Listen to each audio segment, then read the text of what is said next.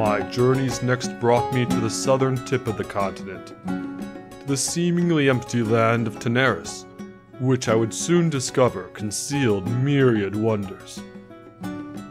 My first stop here was the goblin city of Gadgetsan, a refuge of whimsy and ingenuity standing before a vast desert. As I got by doing odd jobs for the residents, I also tested my martial arts style against various combatants in their steel dome, battling man and monster alike. I even helped the locals in testing out a few inventions, and in the process, I finally learned what it was like to fly on my own. Pure and utter ecstasy, though I do admit that the landing was a bit rough.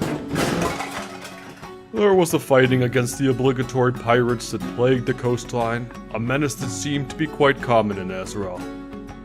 And in between the work and the fighting, I spent my days upon the sunny beaches of Tanaris, staring out into the green-blue waters, or simply sunning myself between the cheery palm trees. At night, I would sleep beneath the stars, feeling the cool sea breeze on my skin, while listening to the calming sound of waves lapping against the shore.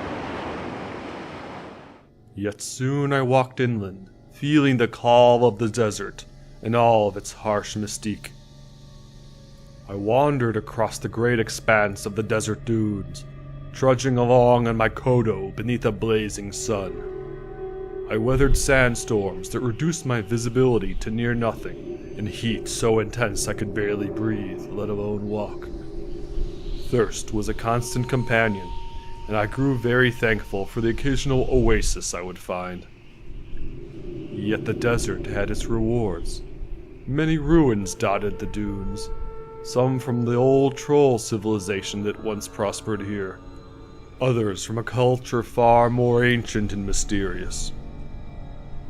I would wonder, when I passed these, at all the years and millennia of history that had come and gone here. I would imagine all the people who had dwelt in these now dead places, at all of their collected hopes and fears. At times, I imagined that I felt the ancients still, could see myself beside them, learning from their long past lives, as if I had lived them myself. Some ruins, too, were more recent. Destroyed households, overrun with vermin, a grim reminder of the current state of life here, but fascinating to contemplate, nevertheless. At night, the desert would take on a whole different character, its blistering heat replaced by a chill that covered the land. It was then that I would look up at the stars, free from clouds, unobscured by the lights of nearby cities, or the fog of more humid climes. I would sit there for hours on end and just stare at the endless expanse of glimmering lights set against blackness.